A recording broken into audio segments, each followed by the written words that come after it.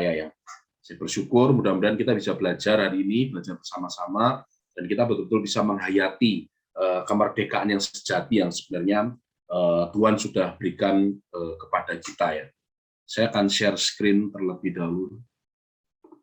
Mudah-mudahan juga jelas ya PPT yang saya berikan. Saya bikin kita melek gitu ya, karena Pak Mul tadi kan minum kopi, jadi saya nggak mau kalah PowerPoint saya juga saya kasih kopi supaya kita agak fresh gitu ya. Nah, hari ini kita akan belajar bersama-sama tentang merdeka dalam Kristus. Sebenarnya apa sih merdeka di dalam Kristus itu yang seperti apa gitu ya. Kata merdeka sendiri itu sangat sakral ya. 76 tahun silam ketika bangsa Indonesia kita pertama kali merdeka, kata merdeka itu begitu sakral sekali. Sakral dalam arti begitu memacu semangat orang-orang pada waktu itu. Kenapa? Karena selama beratus-ratus tahun bangsa kita dijajah, dan pada tahun itu 76 tahun yang lalu bangsa Indonesia mengalami kemerdekaan. Apa artinya bangsa Indonesia mengalami kemerdekaan waktu itu? Artinya bangsa Indonesia sudah bisa lepas dari sistem perbudakan yang pada waktu itu dijajah oleh negara-negara yang menjajah bangsa Indonesia. Dan juga bangsa Indonesia bisa terbebas dari sistem pemerintahan pada waktu itu ya. Jadi betul-betul bangsa Indonesia waktu itu menjadi bangsa yang berdaulat dan diakui, dan akhirnya sampai sekarang kita bisa merasakan kemerdekaan itu ya. Bagaimana kita bisa menjadi bangsa yang merdeka secara kebangsaan.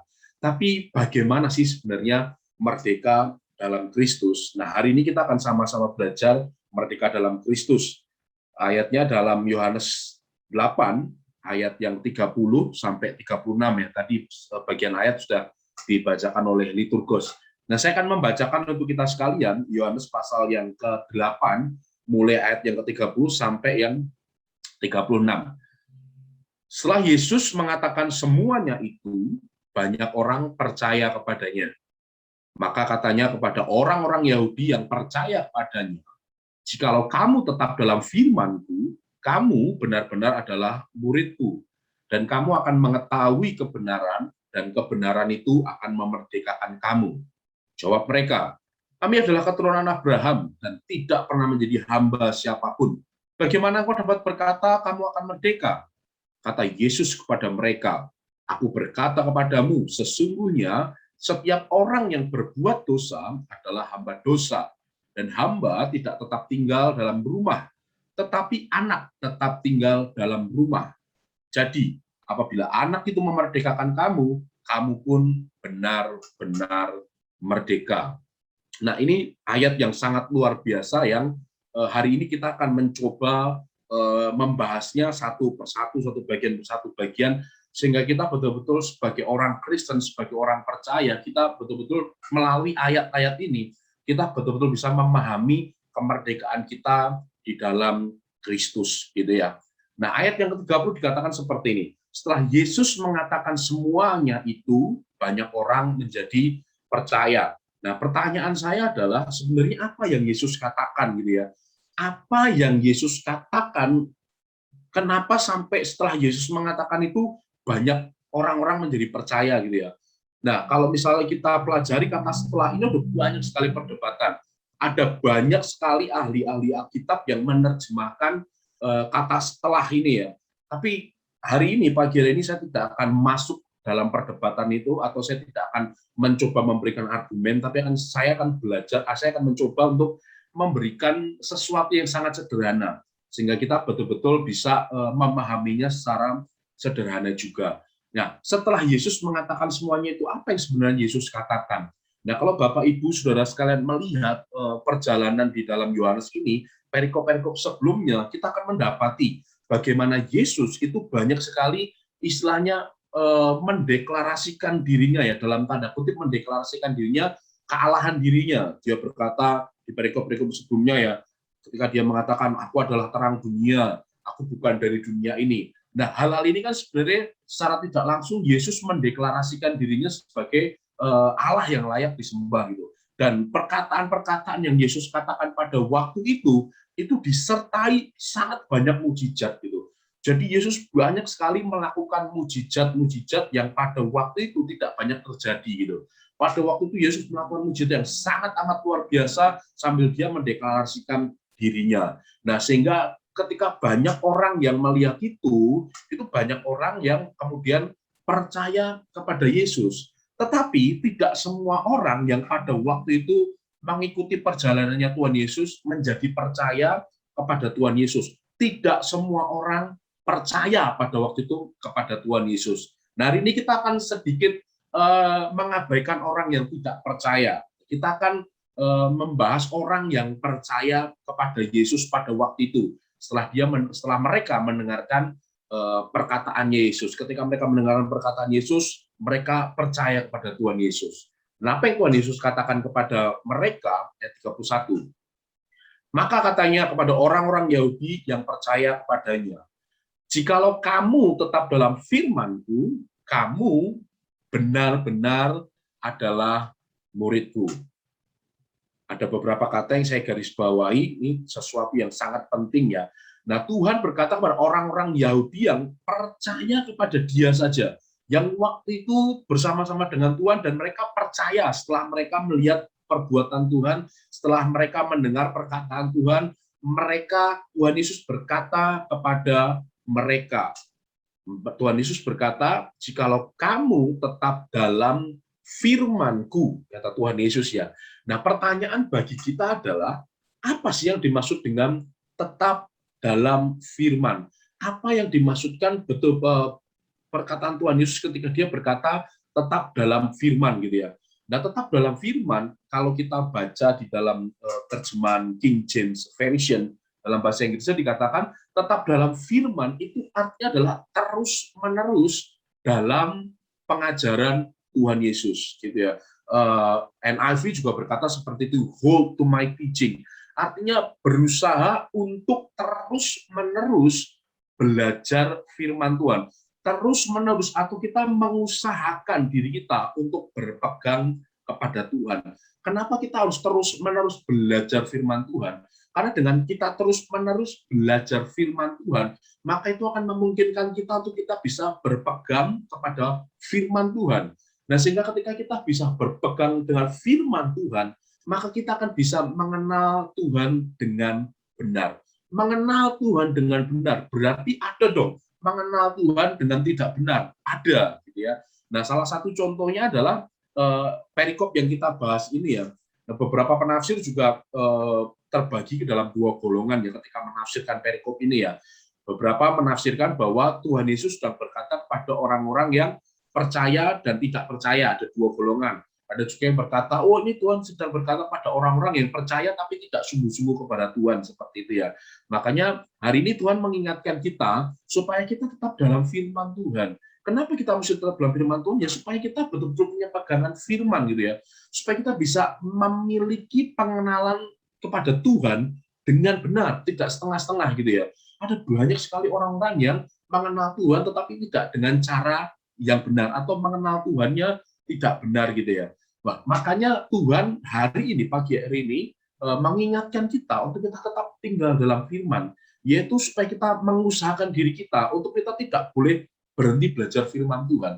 Kita tidak boleh sampai stop berhenti belajar firman Tuhan. Firman Tuhan itu bukan sesuatu yang seperti ini ya Bapak Ibu ya. Firman Tuhan itu bukan sesuatu yang oke, hari ini aku belajar firman Tuhan, spread, wah udah khatam istilahnya. Kejadian sampai Wahyu udah dibaca sampai habis, wah ayat hafalannya sudah banyak.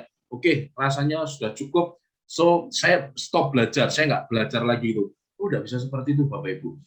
Belajar firman Tuhan itu artinya mesti terus-menerus. Mesti ada kekonsistenan. Nggak bisa kita belajar hari ini cukup dan tidak belajar lagi. Oh, tidak bisa. Betul-betul ketika kita sebagai orang percaya, kita sebagai murid Tuhan, kita mau tidak mau harus mengusahakan diri kita atau kita harus mengkondisikan diri kita sedemikian rupa untuk kita terus haus akan firman Tuhan, untuk kita harus terus rindu belajar firman Tuhan. Karena firman Tuhan semakin kita pelajari, itu akan memberikan kita pengertian yang baru atau pengenalan akan Tuhan akan semakin bertambah dalam kehidupan kita. Nah, ini prinsip yang harus kita mengerti sebagai orang percaya, sebagai murid Tuhan ya. Ketika kita stop belajar firman Tuhan maksudnya ya, ketika kita berhenti belajar firman Tuhan, maka otomatis kita akan berhenti bertumbuh. Berhenti kerohanian kita akan stagnan. Stagnan artinya berhenti bertumbuh. Dan kalau kita sudah berhenti bertumbuh, maka kecenderungannya kerohanian kita pun akan semakin turun. Akan turun dan semakin turun. Ketika kita stop belajar gitu ya.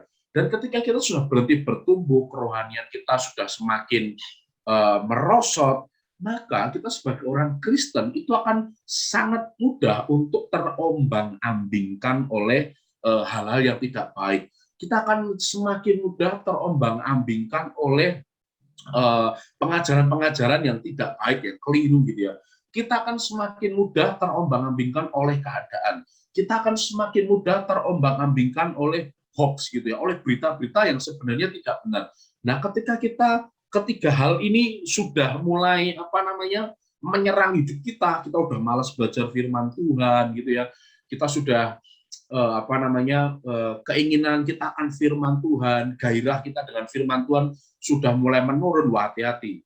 Artinya kita sedang dalam fase stop bertumbuh gitu. Dan ketika stop bertumbuh, mudah terombang-ambing.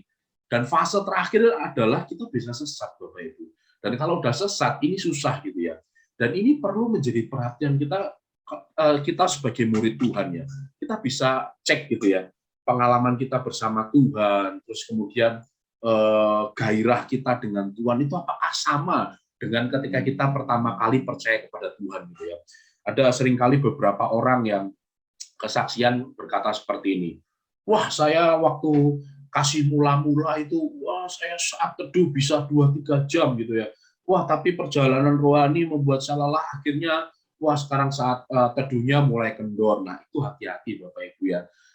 Coba kita sebagai orang Kristen kita introspeksi diri kita masing-masing ya. Apakah istilahnya hati kita tuh masih betul-betul merindukan Tuhan setiap pagi. Ketika kita bangun pagi, ketika kita bangun dari tidur kita, apa yang terlintas pertama kali dalam pikiran kita? Apakah Tuhan masih betul-betul menjadi prioritas hidup kita? Apakah Tuhan betul-betul masih menjadi tujuan utama kita? Apakah Tuhan masih betul-betul menguasai hidup kita? Apakah Tuhan masih betul-betul kita tempatkan sebagai satu-satunya raja dalam hidup kita? Atau selama ini Tuhan sudah mulai kita sisihkan?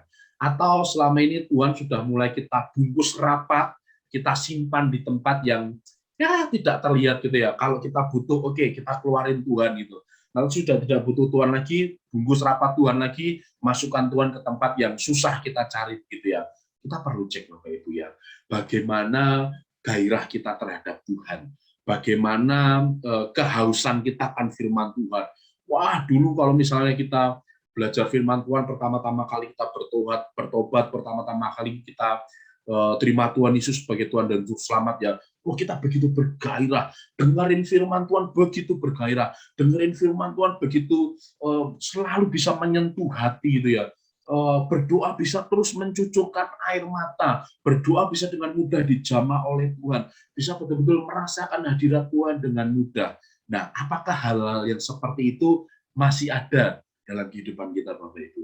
Atau mungkin kehidupan kerohanian kita hari-hari ini sudah mulai kering, bahkan cenderung mulai menurun. Kita sudah tidak tertarik lagi dengan hal-hal rohani. Kita sudah tidak tertarik lagi dengan firman Tuhan. Kita sudah tidak tertarik lagi dengan hal-hal yang baik dari Tuhan gitu ya. Apalagi ibadah sekarang semuanya serba online ya, serba Zoom gitu ya. Yang jadi pertanyaan adalah, apakah ketika kita ibadah online, ketika kita sendirian, hanya berhadapan dengan komputer, hanya berhadapan dengan gadget, sikap hati kita masih sama seperti ketika kita beribadah secara konvensional, secara bertemu gitu ya. Kalau bertemu kan, wah, dilihat gitu ya, banyak yang lihat. Jadi mau nggak mau mesti serius gitu ya. Mau nggak mau mesti kusuk istilahnya gitu ya. Nah sekarang ketika kita ibadah betul-betul hanya dengan gadget kita seperti ini ya, tidak ada orang kiri kanan gitu ya. Apakah betul sikap hati kita masih betul-betul menghargai firman Tuhan, kita melupakan HP kita sejenak, kita betul-betul mengignore HP kita atau gadget atau apapun, dan benar-benar fokus pada firman Tuhan, betul-betul fokus mendengarkan firman Tuhan, dan betul-betul berdoa supaya firman Tuhan betul-betul tidak hanya sekedar memberkati kita, tapi betul-betul menjadi darah daging dan dalam kehidupan kita, dan betul-betul bisa memerdekakan kita gitu ya. Apakah kita masih memiliki kehausan yang seperti itu? Apakah kita masih memiliki rasa haus dan lapar akan firman Tuhan sampai sebegitunya ya Bapak Ibu ya? Atau jangan-jangan kita sudah menjadi kering, hal-hal rohani sudah mulai tidak begitu membuat kita tertarik. Kalau memang itu terjadi Bapak Ibu, hari ini Tuhan memberikan kita kesempatan untuk bertobat, untuk kembali lagi kepada Tuhannya. Itulah kenapa Tuhan berkata bahwa ketika kamu tetap dalam firman-Ku, ketika kita tetap mengusahakan diri kita untuk terus berpegang pada firman, berjuang untuk mengusahakan diri kita supaya terus bertumbuh di dalam Tuhan, maka Tuhan berkata, kamu adalah benar-benar murid-Ku. Kita harus betul-betul belajar firman Tuhan, sampai firman Tuhan itu menjadi standar hidup kita sebagai orang percaya.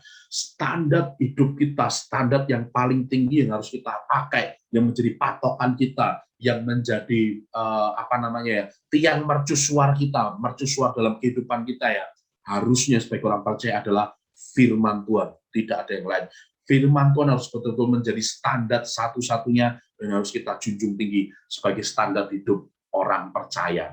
Kalau kita murid, berarti tidak boleh berhenti belajar. Murid kewajibannya adalah belajar. Belajar apa? Belajar firman Tuhan. Belajar mengenal firman Tuhan. Bayangkan Bapak Ibu ya, kita di sekolah teologi kita bertahun-tahun belajar firman Tuhan aja belum tentu atau sudah pasti ya kita tidak bisa mengenal Tuhan dengan benar, dengan utuh ya. Kita masih terus harus belajar setiap hari. Jangankan yang cuma STH, MTH, bahkan profesor, doktor, karburator, bocor-bocor gitu ya. Mereka pun harus tetap belajar firman Tuhan. Kenapa? Karena firman Tuhan itulah kekayaan yang kita tidak boleh berhenti untuk menggalinya. Jangan sampai kita seperti perumpamaan yang Tuhan Yesus pernah sampaikan di dalam Matius ya, terhadap orang-orang yang menerima firman Tuhan. Ada firman yang jatuh di batu-batu, ada yang jatuh di semak duri gitu ya. Maaf, ketika terima firman Tuhan, wah ada yang begitu semangat. Tapi kekhawatiran hidup, ada banyak hal yang akhirnya membuat firman itu tidak bisa bertumbuh dalam kehidupan dan akhirnya firman itu menjadi mati.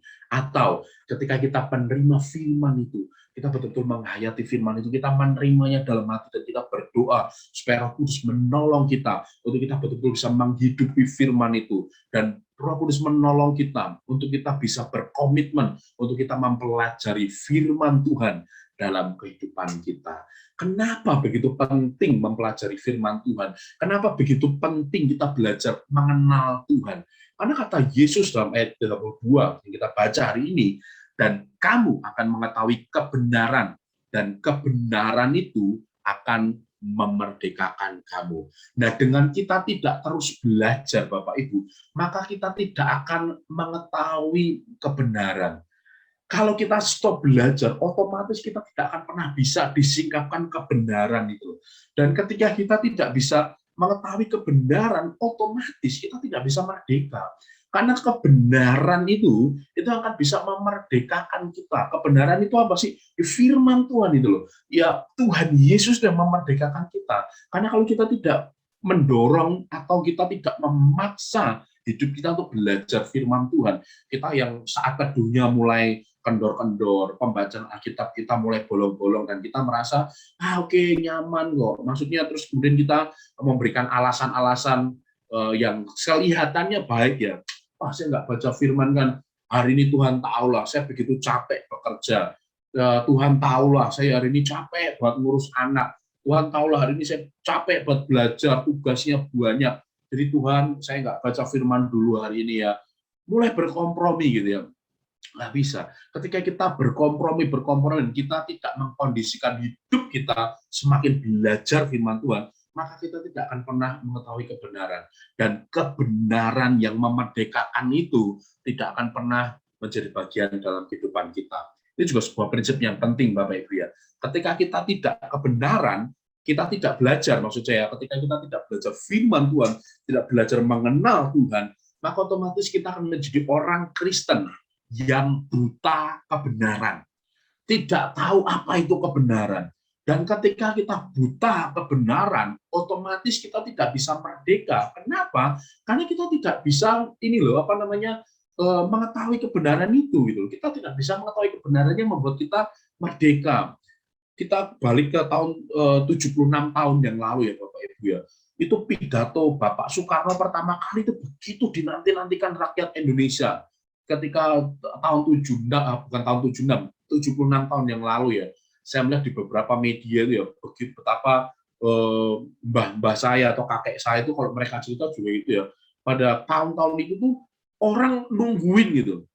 Nungguin apa? Nungguin di depan radio gitu. Nungguin sampai si Pak Soekarno ini berkata merdeka gitu ya. Wah, begitu mereka tahu merdeka, wah otomatis langsung status mereka berubah gitu ya. Sistem pemerintahan berubah gitu ya. Nah, bayangkan pada waktu itu kalau misalnya orang-orang di pelosok-pelosok yang mereka tidak punya teknologi radio gitu ya. Mereka nggak akan tahu kalau ternyata bangsa itu sudah merdeka. Nggak tahu kenapa. Nggak dapat berita kemerdekaan ini loh. Ya akhirnya hidup mereka akan masih dalam perbudakan. Hidup mereka akan masih, mental mereka akan masih dalam mental budak. Kenapa? Nggak merdeka gitu. Tapi begitu dipekikkan suara kemerdekaan, begitu Soekarno-Hatta berkata merdeka, hari itu juga statusnya langsung berubah dari orang yang dijajah menjadi orang yang merdeka. Begitu juga dengan firman Tuhan, Bapak Ibu. Ketika kita belajar firman Tuhan mati-matian dan Tuhan menyingkapkan kebenarannya buat kita, dan kebenaran itu loh yang memungkinkan kita untuk bisa merdeka, memungkinkan kita untuk betul-betul lepas dari perhambaan dosa. Nah, apa itu kebenaran yang memerdekakan? Kebenaran yang memerdekakan itu sebenarnya yang seperti apa sih? Nah, kebenaran yang memerdekakan itu adalah yang seperti ini, Bapak Ibu. Kebenaran adalah kita mengenal Tuhan Yesus yang adalah Allah. Turun ke dalam dunia dengan sebuah misi untuk menyelamatkan dan menebus manusia dari dosa-dosa dan menjadi jalan pendamaian antara manusia dan Allah. Dia adalah anak domba yang menebus manusia dari dosa-dosanya. Kematiannya di kayu salib menjadi sebuah korban pendamaian. Kematiannya mematahkan kuk dosa dan membebaskan manusia dari perhambaan dosa. Dengan kematian Tuhan Yesus di atas kayu salib, maka manusia dimungkinkan untuk hidup dalam kekudusan dan memasuki sebuah persekutuan dengan Allah. Ini adalah kebenaran yang seharusnya bisa disadari oleh orang Kristen, oleh orang percaya, dan memerdekakan kita sebagai orang-orang percaya.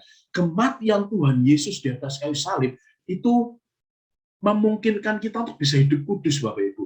Ketika dosa pertama kali di Taman Eden yang dilakukan oleh manusia, yang dirusak oleh dosa itu adalah persekutuan Allah dengan manusia. Sehingga ketika dosa pertama kali masuk, itu Allah dan manusia itu langsung terpisah, Bapak Ibu.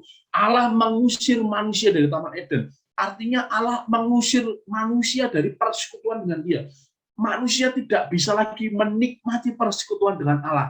Manusia tidak bisa lagi menikmati indahnya. Nikmatnya berhubungan dengan Tuhan tidak bisa. Kenapa? Ada dosa yang masuk. Dan ketika dosa itu masuk, manusia itu langsung di bawah kuk dosa, di bawah kuk perhambaan gitu ya.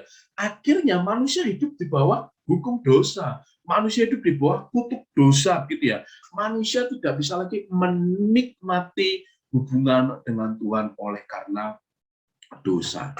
Nah, oleh karena kematian Tuhan di atas kayu salib inilah, kalau misalnya kita baca Alkitab ya, ketika Tuhan Yesus mati di atas kayu salib ya, itu tirai bait suci terbelah menjadi dua. Artinya apa sih? Artinya sudah tidak ada lagi penghalang.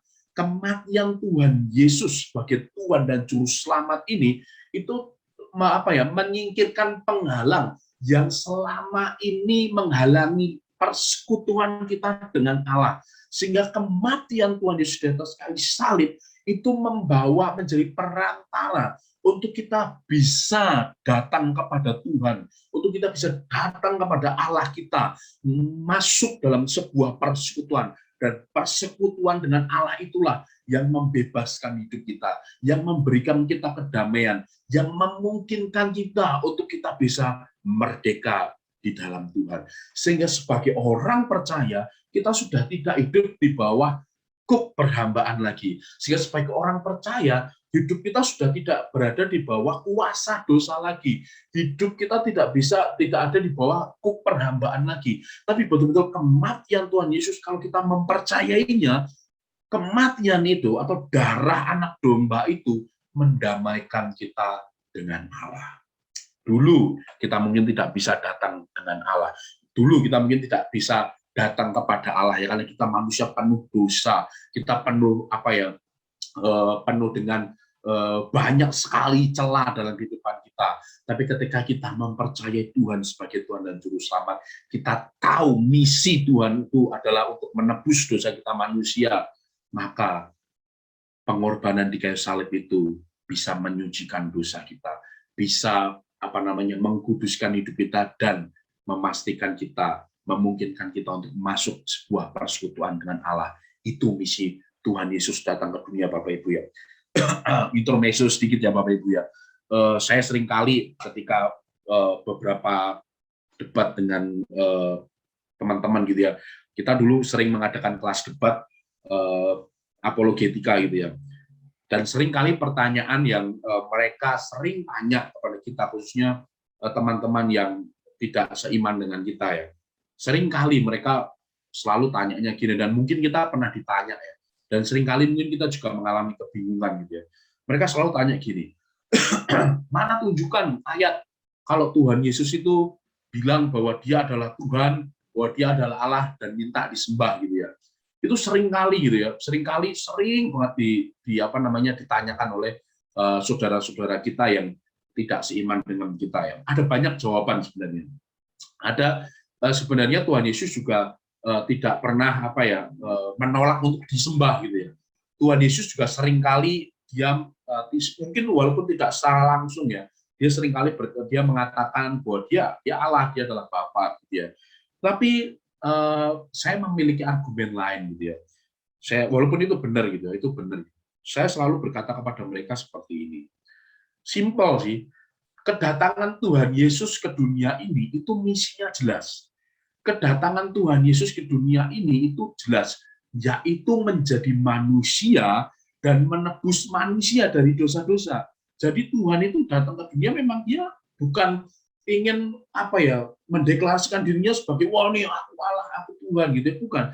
Tapi memang dia datang ke dunia misinya jelas, untuk menjadi manusia, menyelamatkan manusia berdosa, disalibkan menjadi korban pendamaian. Nah, Bapak Ibu, akan sangat mudah kalau tujuan Tuhan Yesus ke dunia adalah untuk mendeklarasikan dirinya sebagai Tuhan. Wah, sangat mudah. Apalagi waktu itu ya, zaman itu ya. Tinggal Tuhan turun ke dunia dengan cara spektakuler aja gitu ya. Wah, pada saat itu langit dibuat Tuhan menjadi merah gitu ya, dan kemudian terbelah gitu ya. Dan kemudian tiba-tiba Tuhan Yesus turun dari langit yang bisa disaksikan oleh orang-orang gitu ya. Wah, Tuhan Yesus datang dengan cara yang spektakuler. Nah, kalau cara itu digunakan oleh Tuhan, itu akan sangat mudah untuk membuat orang-orang pada waktu itu percaya kepada Tuhan sebagai Tuhan Juru Selamat. Kenapa? Kedatangannya spektakuler itu. Wah, ini benar Tuhan nih. Wah, tidak ada kuasa yang seperti ini, Tuhan pasti nih. Mudah. Tapi bukan itu tujuan Tuhan, Bapak Ibu. Tujuan Tuhan bukan itu.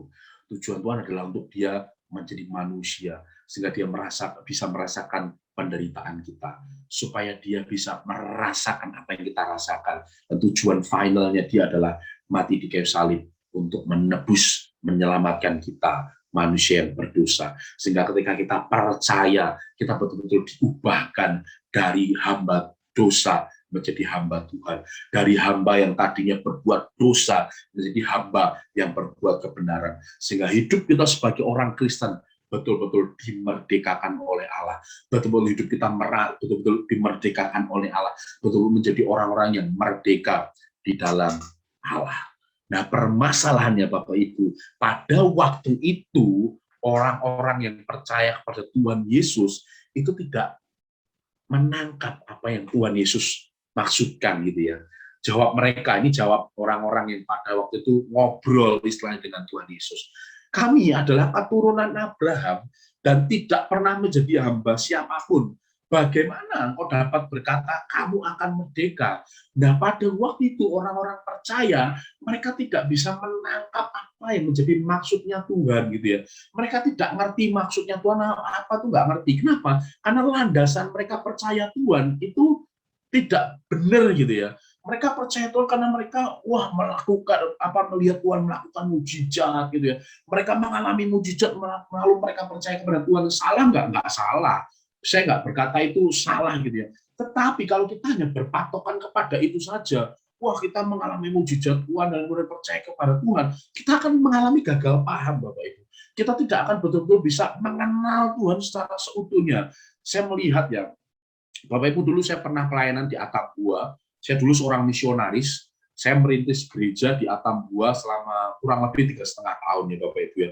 Merintis betul-betul dari nol ya. Dari yang tidak kenal siapa-siapa, tidak mengerti bahasa mereka. Awal pertama saya di pedalaman Atambua, itu bahasanya ya bahasa isyarat gitu ya. Dan semakin lama belajar akhirnya mengerti bahasa mereka gitu ya. Saya ada satu orang yang waktu itu dimenangkan yang saya injili, mereka percaya Tuhan Yesus. Ini mama dan juga anak gitu ya. Tapi papanya masih betul-betul orang yang sangat sangat tidak percaya gitu, orang yang hidup dengan animisme luar biasa gitu ya. Nah, waktu itu mamahnya ini mau meninggal gitu. Dan dokter bilang udahlah ini mama ini minta apa turutin aja gitu ya. Minta ini dan sebagainya. Akhirnya pada waktu itu saya berkata, saya injili mamanya.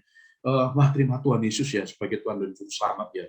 Oh iya mau gitu. Mama mau dibaptis nggak gitu ya. Saya waktu itu pergumulan juga ya. Pada waktu itu saya dari gereja karismatik pada waktu itu ya. Jadi baptisnya kita adalah baptis selam gitu. Yang jadi pergumulan saya gini, ini mamanya ini udah kulitnya tipis banget, udah kurus banget gitu ya. Ini nek tak baptis gitu ya. Baptis selam gitu begitu amin, dianya ikut amin gitu ya. Pergumulan gitu ya. Baptis gak ya, tapi saya percaya saya dapat dorongan kuat sekali baptis gitu ya.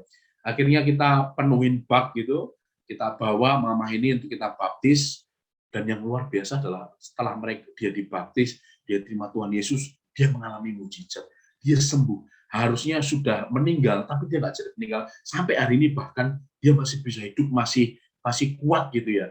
Nah, suaminya ini melihat sendiri ya bagaimana istrinya ini disembuhkan. Dia melihat sendiri mujizat, toh masih tetap tidak percaya gitu ya. Ya mungkin karena memang Tuhan mengeraskan hatinya dia gitu ya. Nah, waktu itu orang Yahudi yang percaya kepada Tuhan Yesus, dia beberapa ketika mereka melihat, mereka percaya, tapi mereka hanya berhenti sampai di mujizat itu. Mereka hanya berhenti sampai mengalami mujizat dan mereka stop untuk tidak mengenal Tuhan lagi. Akhirnya mereka mengalami gagal paham. Mereka berkata, aku nggak diperhambakan loh. Mereka nggak sadar kalau mereka tuh diperhambakan oleh dosa ini loh. Mereka nggak sadar. Mereka mengalami gagal paham. Nah, kata Yesus makanya kepada mereka ini, Tuhan Yesus menjelaskan lagi kepada mereka ya, kepada orang-orang Yahudi. Aku berkata kepadamu, sesungguhnya setiap orang yang berbuat dosa adalah hamba dosa, dan hamba tidak tetap tinggal dalam rumah, tetapi anak tetap tinggal dalam rumah. Nah, kemudian ini dijelaskan Tuhan Yesus pada mereka. Ketika kita berbuat dosa, ya berarti kita hamba dosa. Kita hidup di bawah perhambaan. Hidup kita bukan di bawah kebenaran. Hidup kita bukan di bawah Tuhan Yesus. Bukan Tuhan Yesus yang menuntun kita, ya dosa yang menuntun. Akhirnya apa? Ya kita adalah hamba dosa. Kita bukan orang merdeka gitu ya. Nah, Bapak Ibu, kita harus bisa membedakan ya antara berbuat dosa dan jatuh dalam dosa ya. Terus jangan bilang gini, berarti orang Kristen udah nggak bisa jatuh dalam dosa. Bukan. Ketika kita terima Tuhan Yesus sebagai Tuhan dan Juru Selamat, bukan berarti kita tidak bisa jatuh dalam dosa, bukan berarti kita tidak bisa jatuh dalam dosa. Bukan berarti ketika kita terima Tuhan Yesus terus kemudian wah hidup kita langsung berubah gitu, bersinar gitu ya. Wah, setiap kita jalan tuh langsung menyala gitu ya. Wah, kayak ada lampu neon di belakang kita gitu ya. Pokoknya menyala, wah jalannya juga tegap gitu ya. Waduh, wah bukan seperti itu. Ketika kita terima Tuhan sebagai Tuhan Juru Selamat, hidup kita juga normal. Hidup kita ya seperti biasa gitu ya. Nggak lantas langsung berubah menjadi putih gitu ya. Nggak, ya biasa gitu ya. Sebagai manusia berdosa, bisa nggak jatuh dalam dosa?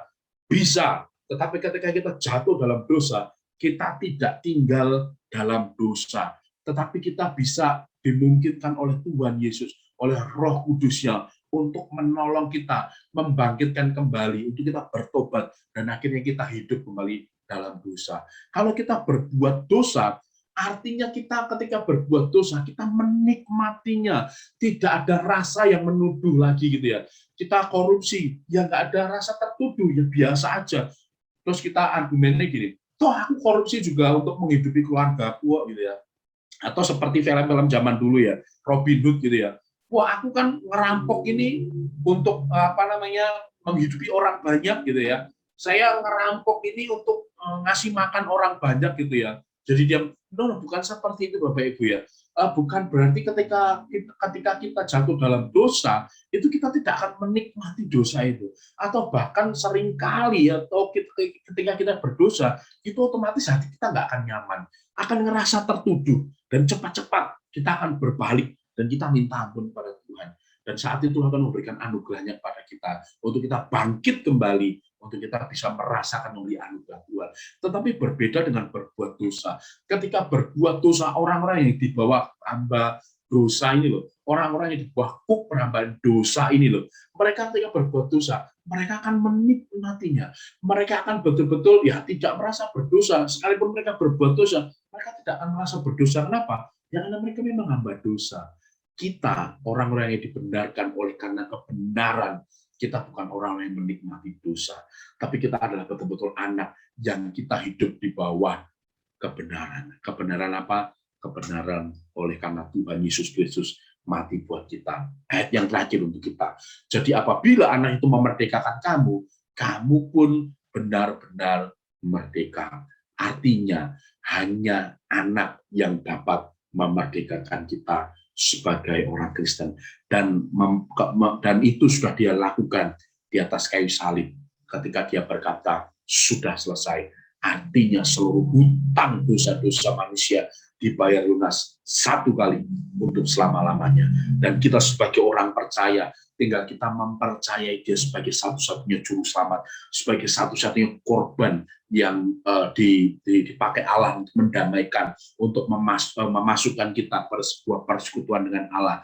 Maka hidup kita benar-benar bisa dimerdekakan oleh Tuhan. Hidup kita betul-betul tidak lagi di bawah kuk perhambaan. Hidup kita tidak lagi di bawah kuk dosa, tetapi kuk dosa itu, kuk perhambaan itu sudah diambil oleh Tuhan, dan kita diberikan kuk kebenaran. Kita betul-betul dimasukkan ke dalam sebuah persekutuan di dalam Tuhan, sehingga kita bisa datang kepada Tuhan tanpa rasa tertuduh, tanpa rasa tertekan, tanpa rasa dosa. Kita betul-betul bisa dikuduskan oleh Tuhan dan masuk ke dalam sebuah persekutuan dengan Tuhan Yesus. Hari ini saya mendorong untuk setiap kita betul-betul tidak berhenti belajar firman Tuhan. Kita betul-betul belajar mengenal Tuhan, belajar firman Tuhan, sampai kita betul-betul mengetahui kebenaran, dan kebenaran itu bisa memerdekakan kita. Sehingga kita sebagai orang percaya tidak hidup di bawah kuk perhambaan, tidak hidup di bawah kuk dosa, tapi benar-benar dimerdekakan oleh karena kebenaran yang Tuhan singkapkan dalam kehidupan kita. Saya rindu untuk kita berdoa bersama-sama. Mari kita berdoa. Bapa di dalam surga, kami bersyukur, kami berterima kasih untuk kematian putramu di atas kayu salib yang sudah menebus kami dari dosa-dosa kami. Kami yang seharusnya dimurkai oleh karena dosa-dosa kami. Kami yang seharusnya dimurkai oleh Allah karena dosa-dosa yang sudah kami buat. hari ini kami boleh mengetahui kebenaran ya Tuhan. Dan kebenaran itu boleh memerdekakan kami. Sehingga kami sebagai orang percaya, kami betul-betul bisa merasakan kemerdekaan yang sejati di dalam Tuhan. Kami bukan lagi menjadi hamba dosa, tapi kami menjadi anak-anak terang. Kami menjadi anak-anak Allah yang hidup merdeka di dalam Tuhan. Kami berdoa Roh Kudus kiranya menolong kami untuk menolong kami supaya kami tidak malas untuk berjalan firman Tuhan, supaya kami betul-betul bisa sungguh-sungguh untuk mempelajari firman Tuhan, dan semakin hari boleh kami belajar mengenal Tuhan, sehingga pengenalan kami akan Tuhan boleh semakin bertambah, sehingga kami tidak gagal paham akan firman-Mu Tuhan, sehingga kami tidak berhenti bertumbuh dan akhirnya membuat kami sesat. Kami berdoa Roh Kudus memampukan kami untuk menjadi orang-orang yang mempercayai Tuhan dan segenap hati. Kami bersyukur di dalam nama Yesus, kami mengucap syukur dan berdoa. Amin.